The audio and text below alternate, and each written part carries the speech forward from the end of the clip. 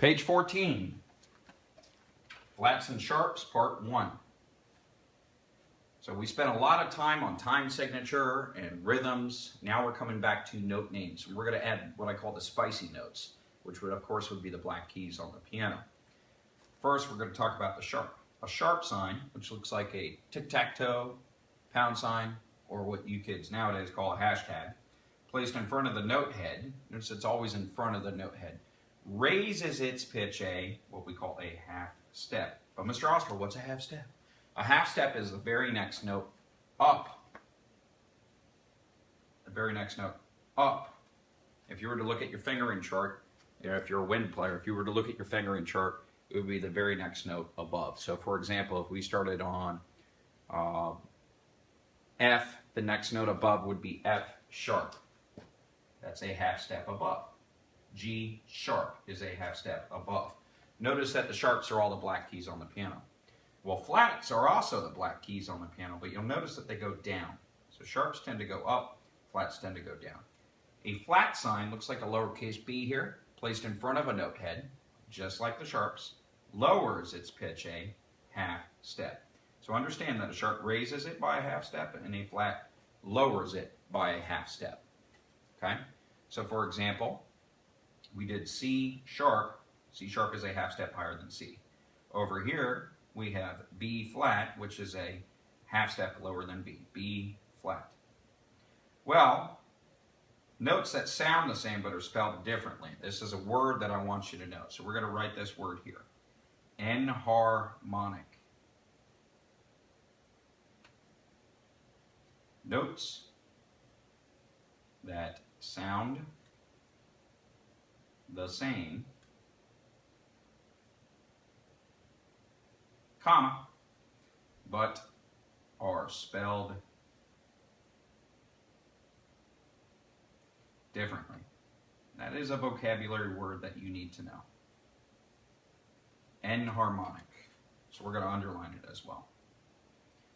So you're probably saying, but Mr. Ostro, A sharp is the same as B flat, according to that picture. You're right. A sharp is the same as B flat. So I can do it here. A sharp, same as B flat. Also, G sharp is the same as A flat. F sharp is the same as G flat. D sharp is the same as E flat. And C sharp is the same as D flat. Piece of cake. It is easy to see on the piano keyboard how the black keys to the right, a half step higher of a note, are sharps, and the black keys to the left, a half step lower of a note, are flats. Now, if you play a wind instrument, that's obviously harder to see because your instrument isn't as visual as a piano. If you're a percussionist, you play a mallet keyboard instrument, all the notes up top are basically the black keys, which is why I make you read pianos. Okay? Number 1. Practice drawing sharps by tracing over the guidelines. Draw 6 more in the remaining space. So you got a few here. Notice if it's in a space, it basically, the tic-tac-toe goes sideways within that space. So we draw 2 lines going down and so forth. Pick any one. Let's do 3 in the spaces. So I'm going to do the second space first. Then I'm going to do 1 in the third space. Then I'm going to do 1 in the fourth space. There you go. Now I'm going to draw 3 on the line, so I'm going to start on the first line.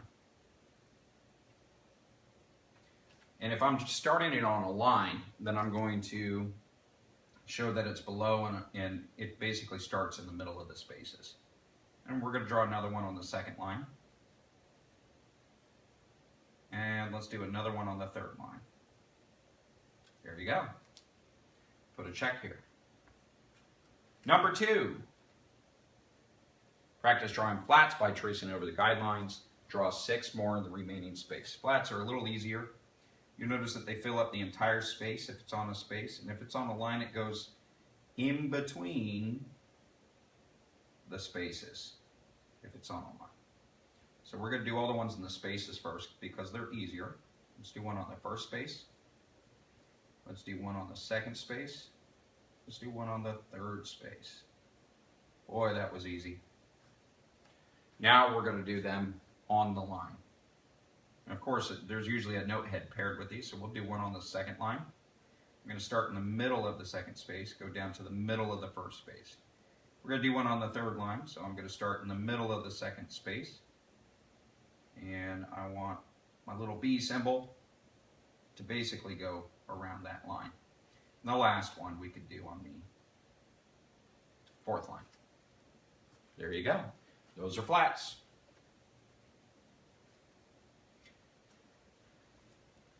Write a flat sign in front of each note and then name the note. So in this case, we're all in treble clef. We'll put our flat sign here, E flat.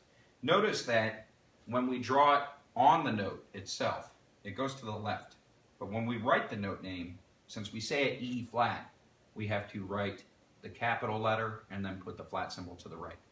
So this would be, we're going to draw our flat signs first for each one of these.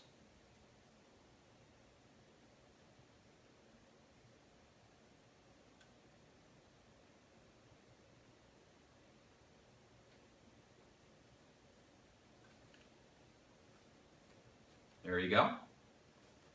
Now we have to go back and figure out the note names. F-A, so that is A, and we have a flat sign, so capital A. Little b, we're going to put it up there just like that. Next one, every good boy does. That is D, put our flat sign. F-A-C-E, put our flat sign. Every good, G, do your best to draw a capital G, flat sign. This one you have to count backwards. If this is E, going back would be D, C, B. Put your flat sign. Every good boy, put a B, put your flat sign. E, go back one, this is D, flat. And that's because everything here on number 3 is in treble clef. Put a check there. Number 4. Same thing, but this one's in bass clef. So we have to be aware of that.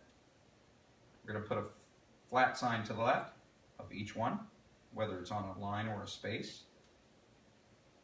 Go ahead and do that first.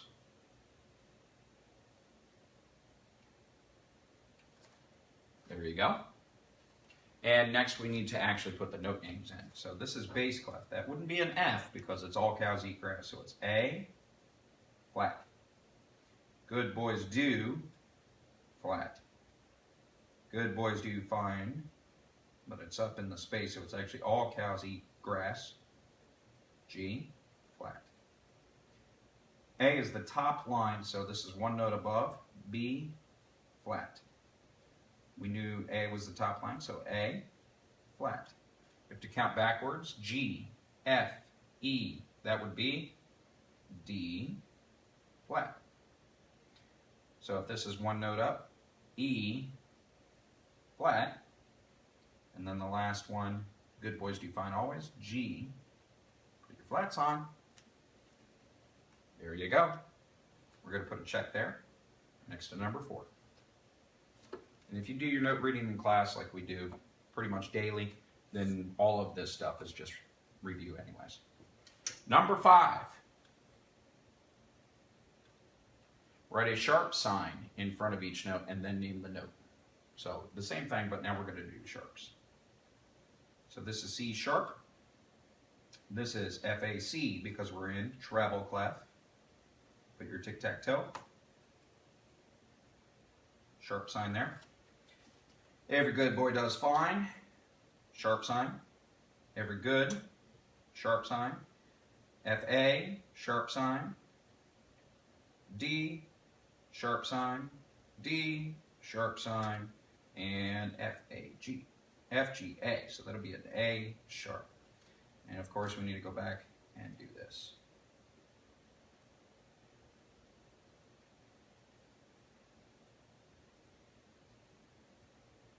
Just make sure that we are consistent with whatever we do. There we go. Number 6, this one's in bass clef. Write a sharp sign in front of each note and then name the note. So I did the last one backwards. I'm going to do this one the right way. It's in bass clef. You're going to draw our tic-tac-toes, sharp signs to the left. Do that first. It maybe take you 30 seconds. If you're picky, maybe a minute.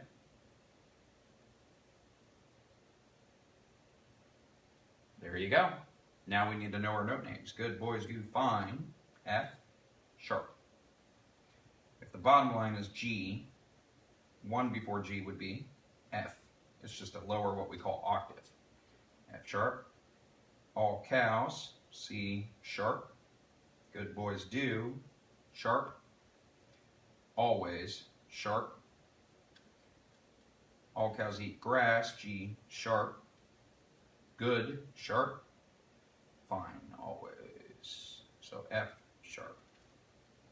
Put your checks here. I'm going to scroll that up so you can see it. Double, triple check your answers. Make sure that they are correct because you will use them as reference material.